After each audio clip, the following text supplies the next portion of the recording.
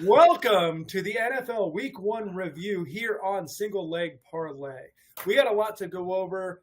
A lot happened in the league last week. But before we do anything, I've got Andy, I got Al, I got Danny, I got beer. Cheers, everybody. Cheers.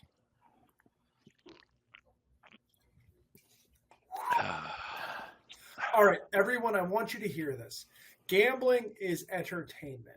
It is not a way to make a living. It's nothing you should do in order to try to offset your mortgage, right? Be responsible. Okay? I want to say that on the front end. But goddamn, we were good last week. You should definitely bet everything we just said. Yeah, I mean, if you're dabbling, if you're considering getting a PS5 or something, Yeah. If you bought a PS5 with your winnings last week, you're welcome. And let's see if we can do it again. Should have let it ride, though. Be responsible. Double or nothing this week. Be responsible. I want to make sure everyone knows that before I give you these stats and you start taking a double mortgage. TikTok 5-0. I mean, I got nothing else to say. It's pretty fucking good. Yeah. Our best bets were 2-2. Yeah, we could have been better there for sure. But our overall record, everybody, 20 wins, 6 losses, 2 draws. That puts your boys at a 77% winning percentage. It's pretty good. Best bets would have been over 500 if I had bet on the pot and put one in because I didn't lose any of mine. I think we should get to that. Let's talk about individual records. Our worst bettor, Chris, was 1-1. 500. You lost a little money on the VIG, but you had a good time. Then it was Andy, 4-3. 57%. I was 3-1. That's 75%. And Al, 85%. 6-1. And that wasn't even the best one. The winner of the week, Danny, you're perfect. I think you're adorable and you're perfect. And if you were here right now, I'd squeeze your little cheeks and give you a kiss on them because it's so damn good. 6-0, 100%. Danny, anything you want to say to the people? These regular plebes out here gambling? I'd like to thank the ratings websites that I found that are helping me. Hey, don't forget the sources. Don't forget they're free. I don't have to pay for them, and I'm not going to tell you what they are. Super important. You do not pay for bets. Also, I do think we're doing a little PSA here, right? This is the NBC, the more you know moment. Do not pay $10,000, $500, $23 to join a betting service. Everyone has a lot of the same information. We get that same information and we give it to you for free. If you listen to the podcast, you have a little bit of fun. If you go to singlelegparlay.com, sign up, we'll put them right in your inbox. We'll slide in your DMs and leave them there for you, right? And this could be sexy. We could be sexy with you. I do, however, recommend paying for Fantasy Pros so you don't have to pay attention to something stupid like fantasy football. They have this autopilot button that just plays your entire league for you. Okay, yeah. That's different. People need to grow up and gamble like adults. Yeah. But gamble responsibly. Gamble responsibly. Unless you have the capital not to. We've got awards we want to give away similar to our college podcast. If you've heard the recaps, we always give awards. Let's start off with the most impressive team of the week. Al, who impressed you the most? Yeah, there's a little bit of a theme to my awards here this week. The 49ers impressed me the most. They whooped the Jets. That game was never close. They left off right where they did in the Super Bowl. So they are primed and ready. No drop off. Already hitting full steam. And that was without C-Mac. Yo, Mason, what the fuck? Yeah, where'd you come from? It's a plug-and-play offense, huh? Doesn't matter who's back there. The bricklayer. That was pretty sweet. That was a great No Christian McCaffrey. Yep. Did you see that he might have gotten them in trouble? Because he was asked after the game, when did you find out you were starting? And he said Friday night. And they didn't release the injury report until Monday or whatever. So I think there might be a little investigation there. A little fine. Yeah, it really could have helped one of my fantasy teams, but I still took out Austin. Thank you, Autopilot. Nice. This segment's brought to you by Fantasy Pros, by the way. If you want to get more fantasy, go to fantasypros.com. Yeah, I didn't mean what I said before about fantasy nerds needing to grow up and be adults and gamble. But fantasy's cool, guys. Only if you're using Fantasy Pros. If you're not, you're fucking loser. That's true. Go play Dungeons and Dragons. Yeah. God, putting my lightsaber away. Andy, who impressed you the most? So this team didn't even win, but I'm going to say that the Cardinals impressed me the most. They went across the country to Buffalo, and they gave it to Buffalo for 2.5, 3 quarters. Buffalo obviously came back and ended up winning the game, which is unfortunate for those of us that are Dolphins fans. But the Cardinals, they hung tough with a really good team, and they impressed me. Yeah. Marvin Harrison Jr., the greatest decoy of all time. You have him run fly routes, and everyone else is open. It's amazing how that works. They did have a safety and a corner following him the whole game. You got to. If you do not, you're going to lose. Yeah, I embrace that strategy because it just leads to more Kyler Murray running like a toddler. Who stole his dad's phone? Is that... Yeah, like up here, like when Muffin does it in that episode of Bluey. Yes. Danny, who impressed you the most this week? The Bucks did. Baker Mayfield, he is healthy and he has receivers to throw to. I think he's going to have a big season. The Bucks dominated. So, yeah, I like them this week, too. Yep. Really, really strong performance from that whole organization. Kind of fun game, too. Daniels was kind of fun to watch. Like, there's something there. He hasn't cracked it yet, but of all the rookie quarterbacks, he looked okay. He looked pretty good, but it was all the Bucks day. The Bucks. He didn't need his defense to bail him out. He certainly didn't. I think we'll get to a little bit more of some of the other rookie stuff later. Most impressive team for me was the Vikings. I bet against you, Minnesota. Yeah. I bet against you because I thought losing Kirk Cousins was going to matter. And boy, it did not, because that Giants team is stinky. Not good. You look great. Sam Darnold had a fucking ball game. I got nothing else to say. I was very impressed with the result there. Yeah, that might be a feat that's heating up too. It turns out the Vikings have like a knack for finding receivers that make quarterbacks, right? Going all the way back to Randy Moss. I mean, even during the Kirk Cousins years, like Adam Thielen was there, like just tearing it up before Jefferson got there, and now Jefferson can make a Lego fireman look like a quarterback. So, that Vikings team, they impressed me this week too. I agree with you. Yeah. All right, let's go to the teams that did not impress you. The Kaiser Soze. Who was the most suspect team? Andy. So following along the opposite of Matt's most impressive is the Giants played against the Vikings and just got torched. I thought about making the Giants my award, and I was thinking something along the lines of my best friend's girl, because watching Saquon score 3 touchdowns in opening week for a division opponent, and then you go out there and guess who could have really used Saquon this weekend? The Giants look real bad. Yeah, good. They should consider putting a quarterback on their roster. just like one. Oh, let's save that for later. We'll bench that because there is an amazing stat coming up. It doesn't make any sense. Danny, who was your most suspect team this week? The Jets. They always come out and say that this roster is so awesome. They're just missing a quarterback, and now they have one of the greatest quarterbacks of all time playing, and he looked like ass. And it's not just the drugs. It was the offensive line and the fact that they only have one wide receiver that you can take out of a game if you double cover him. So they do still have was it Bryce Hall as their running back who did make some plays, but no, the Jets offense is not going to be good. Their defense is still very good, but the offense, oh man, they in order to make that game respectable, they needed the backups to come in and score. So and they lost by 13, but it really should have been the 20 or whatever it was before that last touchdown. So the Jets were, everybody came out expecting that to be a game, and it was not. It was not a game. Ty God. Maybe the Jets actually ruin quarterbacks. Maybe we need to think about this from a perspective. Maybe we shouldn't blame the quarterbers. Maybe we should blame the organization. Because how good could Vinny Testaverde have been somewhere else? God, he would be great. I mean, look at Sam Darnold. Mark Sanchez. True. Geno Smith. Geno. Chad Pennington came down to the Dolphins and gave us our only division title. Not bad. I think there may be more of an investigation. Okay. Not bad. Yeah, But but Tebow won a playoff game in Denver. yeah, he did. Save us, Tebow. Al, That's my. Al, who's the most suspect team for you this week? Yeah, for me, it's Cleveland. I mean, bring in Jameis Winston. This Deshaun Watson business.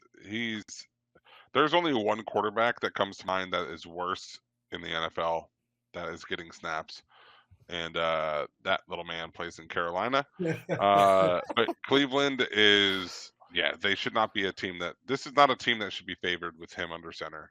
So, yeah, Yeah, in a Cleveland's the worst. similar vein, I'm going to go with the Browns. Yep. They're not very good. Deshaun Watson still is terrible. I don't know. I unfortunately had to watch this entire game because of circumstance instead of watching Red Zone and all the other good games, and it was awful. Dallas just did whatever the fuck they wanted, and that's usually Deshaun Watson's role. You know what I'm saying? So Deshaun Watson is absolutely giving off. I took the live golf money, and now I'm not going to try anymore. Vibes, right? So yeah, I agree. Cleveland's bad, but the Browns are probably worse. They are worse for sure. Believe me. Matt, since you watched that whole game, I was watching Red Zone, but that was the game that Brady announced, right? Yeah, I awful. heard some things about him being pretty bad. Was it as bad as? Yeah, he didn't add anything. It was negligible. Maybe is the better way. It was like he was on drugs that mellow you out. I love Kevin Burkhardt, who works alongside of him. I think he is a premium broadcaster, right? Yeah. He's one of the elite in that league. He's also a very handsome man. Yeah, he is. But him alongside Brady was just like saying it just added nothing, right? It was not important. It didn't seem like it was worth $375 million. That's for damn sure. So he's like the New York Jets of announcers. He adds nothing. Are you saying Kevin Burkhardt ruins the color people? Color. Whoa. The color commentary. That's a deep fly ball to the left center, Nick Castellanos. I don't know if I'm going to be putting his headset on again. Color commentary. All right, let's keep it moving. What do you say? Yes, please. Oh, that was a fucking dynamite. Good job, me. That's great. Boy, was I wrong award. That goes to me for that last statement.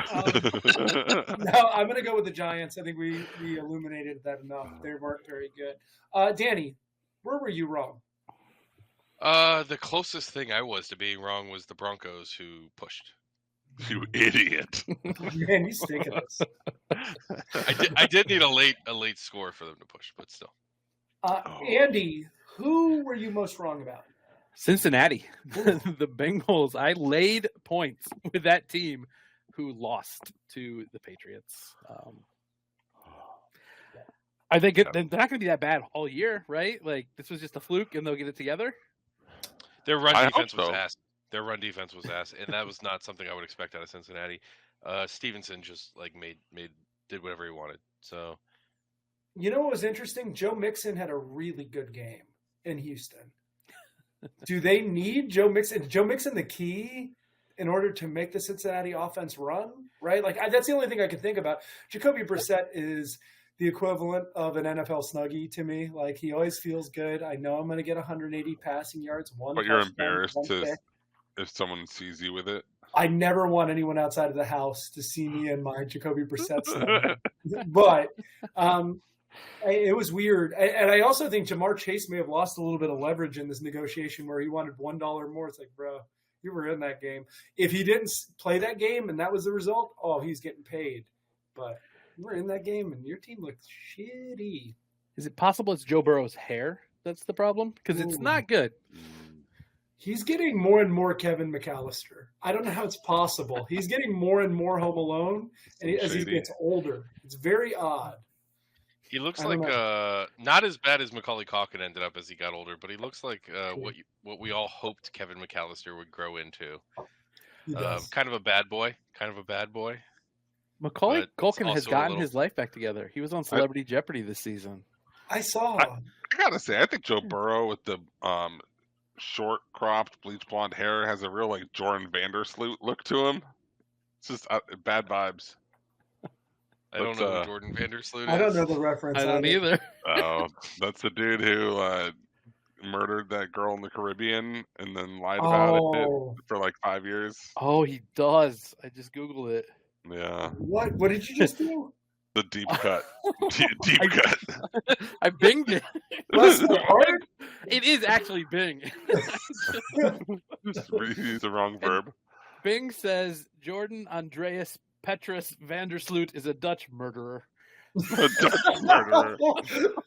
At least I got his nationality right. Dutch murderer. Whoa. Did you say he's a murderer? Not only is he a murderer, he's Dutch. Yeah. Is that someone who murders Dutch people? Or he is Dutch? Natalie Holloway, right? No. Yeah. Sorry for the algorithm. Hashtag Natalie Holloway. Hashtag Jordan Vandersloot. Stephanie Flores Ramirez. Okay. Let's keep it moving. What do you say? Al, what were you most wrong about except for that comparison? Ooh, the Jets. Being overshadowed by Danny here, we were both undefeated going into Monday Night Football on opposite sides. And just as the 49ers impressed me with their dog walking of the Jets disappointed me with how poor they looked. So it's a win-win for me, though.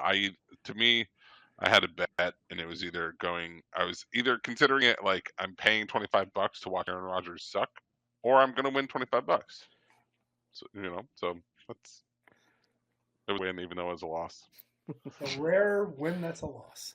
Al, I'm going to keep it with you. I'm sorry. We like to give out awards in our recaps. We think it's really important to acknowledge those special moments in the sporting Sundays and Mondays and Thursday nights and for some reason, Fridays in Brazil.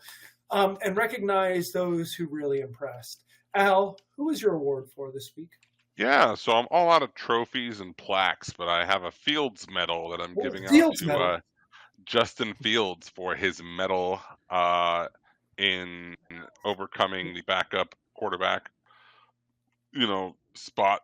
So Russ Wilson was out, so he stepped in and managed to put together 6 field goal drives?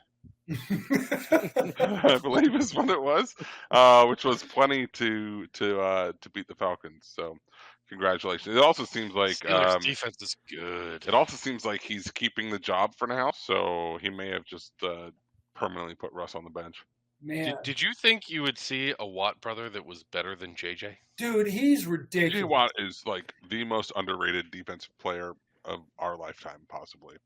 He's also much less cringy off the field. JJ's so cringy off the field, and TJ seems like a cool guy. I'd hang out with TJ. Yeah. Agreed 100% with both of you. Everyone here is right. He actually adds points to the scoreboard every game, and I don't know how he does it. He is the rare defender. Well, we'll talk about some other defenders, but the rare defender that scores enough points to damn, you're just good all around. He's a good He's a good running back at that point. He's a legit fantasy option. Andy, who was your award winner this week? So my award is the Tyreek fought the law, but the Finns won award, and it's going to the Miami Dolphins. And I know that this can be a little contentious. We may have been part of a group chat yesterday that got a little off the rails debating this, and I don't want to get into that part of it. But what I love is that his teammates rallied around him, and he didn't let this stop him. He had an 80-yard touchdown. I think he had 130 yards total, and the Finns came back and won. And for that, they... Speaking of his teammates rallying around him, how giant were those handcuffs that they had to put on Calais Campbell? Because that guy is enormous. It's like a comic prop. They had to get him from Party City. They were into the station like 3 years ago. I was like, guys, look at the funny thing I bought, and everybody laughed. Someone got it from like a Gallagher show after he smashed. I was just thinking, it came out of Carrot Top's trunk, right? Yeah. What a dagger that touchdown by Tyreek was, though. Like, so beautiful. You're talking Jags fumble it in the end zone, right? And the Dolphins recover the first play. They didn't just fumble. Javon Holland knocked that shit out. Yeah, he did. Yeah. Yes, he did. First play, 80 yards to the house. That's a 14-point swing in like 25 seconds. It was incredible. Danny, who's your award winner this week? I'm giving out the We Can Dance If We Want To. We Can Leave Our Friends Behind. The Safety Dance Award goes to the Broncos. 2 safeties in the before any other. It was so early. Yeah. Yeah, the 2 safeties from the Broncos. They got to 10 points without getting a touchdown. That never happens. That's like an Iowa way. They got 10 the Iowa way. That is the Iowa way registered trademark. Kirk Ferentz came, right? He definitely came when watching that. He was like, satisfied. Yeah. He actually put that in the game plan for this game. Win by safety only. Somebody check the phone records. Have Sean Payton and Kirk Ferentz been in touch? Sean Payton's washed, by the way. He stinks. Well, who's more washed, Russ Wilson or Sean Payton? Listen, I gotta say, there's Sean no Payton. coming. So I don't think Sean Payton was ever good. I think he's in the Dabo category of he only coached Drew Brees. He literally only coached Drew Brees, and then Drew Brees retired. He did 1 season and sucked and quit, or got fired. And Dabo basically is like, if he doesn't have Taj Boyd, Deshaun Watson, or Trevor Lawrence, he sucked. So you're saying they're the same? Right. Just I'm saying they're the same. Different bad haircuts. Different bad haircuts. I don't know Sean Payton's stance on name, image, and likeness, but or Jesus. Yeah. Listen, there's no coming back after Kevin James plays you in a biopic. Like, you're done. You're washed. You are officially washed. Well, I don't even know who the equivalent is for Dabo. That's really funny. That's better than I got. I got nothing to give. That's better than that. My award was Bakeries Open. Let's keep it simple. Baker Mayfield had a day, 4 tutties. The croissants smelled fresh. They were buttery. They were not dry. Cookies looked good, and everyone was getting served cookies. I'll tell you what, he needed it. Yeah. If only it's a baking pun. I know, I got it. If only the best jokes are the ones you have to explain afterward to get a laugh. You see, like, when you're baked, you need the dough. Yeah. Oh, thank you. I didn't understand. How's that Did he spelled stretch out? and fold it too well? If only the Browns could find a quarterback like Baker Mayfield, they would be a lot better off. Oh, could you Maybe imagine? they can find one in the draft. All right, so we have a segment coming up called How the Fuck. Something we do every once in a while when things happen and you're just like, how the fuck? We talked about a couple of them, but let's go through these really quickly. Since signing his $160 million contract, Daniel Jones has thrown more pick sixes than touchdowns. How the fuck? You made that up. You made that up. That can't It's be not true. real. 3 pick sixes. How many is it? 3 pick sixes, 2 touchdowns. He had an injury and whatnot, right? So the numbers are a little bit jaded here. But don't ruin my fun with this stat. He does run in the end zone more too. If you add touchdowns, Yeah. The running is a factor. I saw if you combine That's kind of Daniel second to Jones, your quarterback. if you combine Daniel Jones's rushing and passing stats, he's basically Trevor Lawrence. And that's a pretty. How does that make you feel? That's a pretty depressing thing, right? Can't feel good as a Jags fan for that.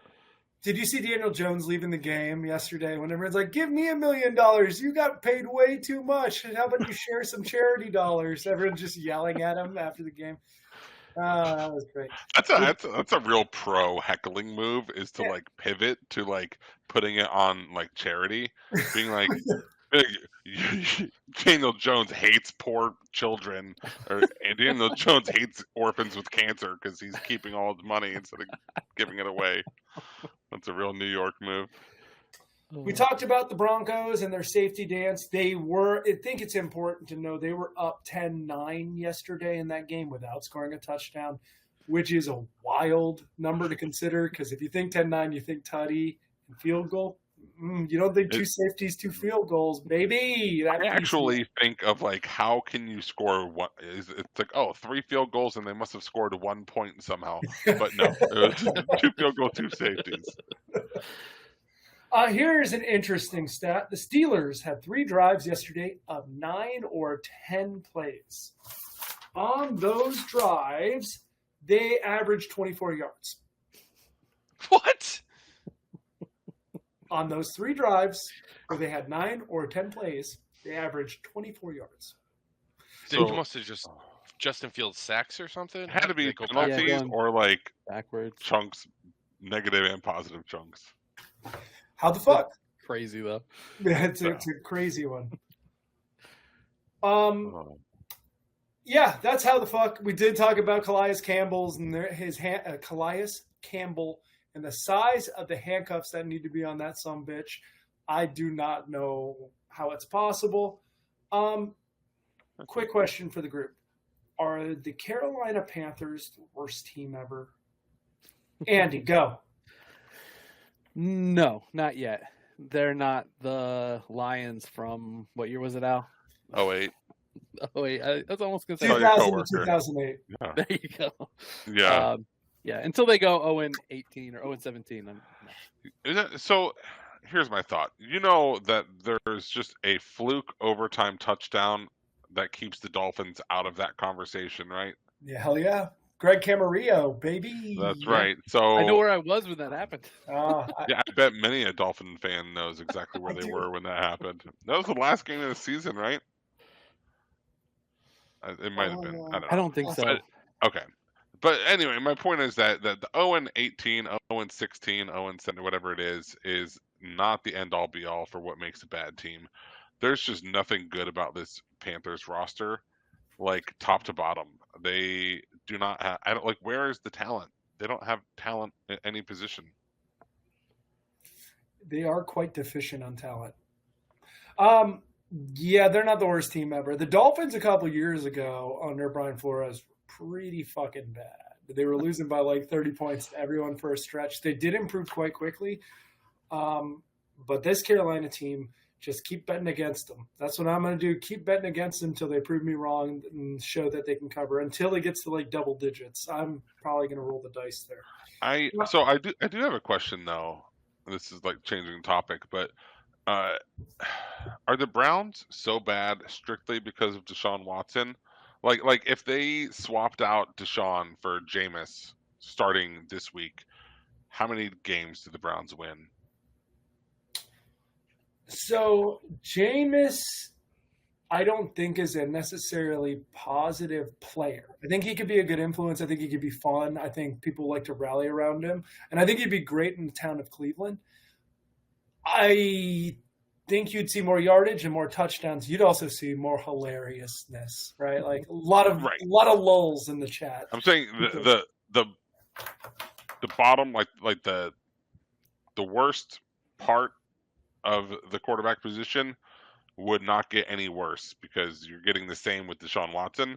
It's just you also are adding in like potential splash plays where they actually do something good. Yeah, so Deshaun doesn't turn the ball over. I guess is the only difference. Okay. Jameis loves. He sure is do. the quintessential gunslinger. He's going to throw you splash plays. He's also going to throw stupid-ass picks. But a lot of those are 50 yards away from the line of scrimmage. So it's no different than Deshaun Watson. I do think what I watched on Sunday is untenable to keep Deshaun Watson going. Like that, there's nothing positive. That continues, you have to make a change. If you're Kevin Stefanski and you want to keep your job, there's no fucking way. Yeah. Deshaun might be the most boring quarterback. He's awful. And he used to be exciting. That's the crazy part. Yeah. Maybe karma's real. Ooh. All right. I think that's it for the week one preview. I hope you enjoyed your NFL Thursday, Friday, Sunday, and Monday as much as we did here. Until next time, make sure you are hitting singlelegparlay.com. Subscribe. Do all that stuff. Let us bless you with our picks and just send them straight to your inbox. You don't have to do shit. We'll send them there. Get us on the app, on the Substack app. We're always hanging out there. Hit us up on TikTok. We got a lot of good content. We threw out 5-0 on TikTok. And if you're not doing that, you just obviously hate money. But please remember to gamble responsibly. And until next time, cheers. #thanks, Danny. Thanks for listening to the newly rebranded Single Leg Parlay podcast. visit our website at www.singlelegparlay.com, where you can read more of our thoughts as well as subscribing to our newsletter to have our picks delivered straight to your inbox each week. And don't forget to follow Single Leg Parlay on all of your favorite social media platforms. Cheers!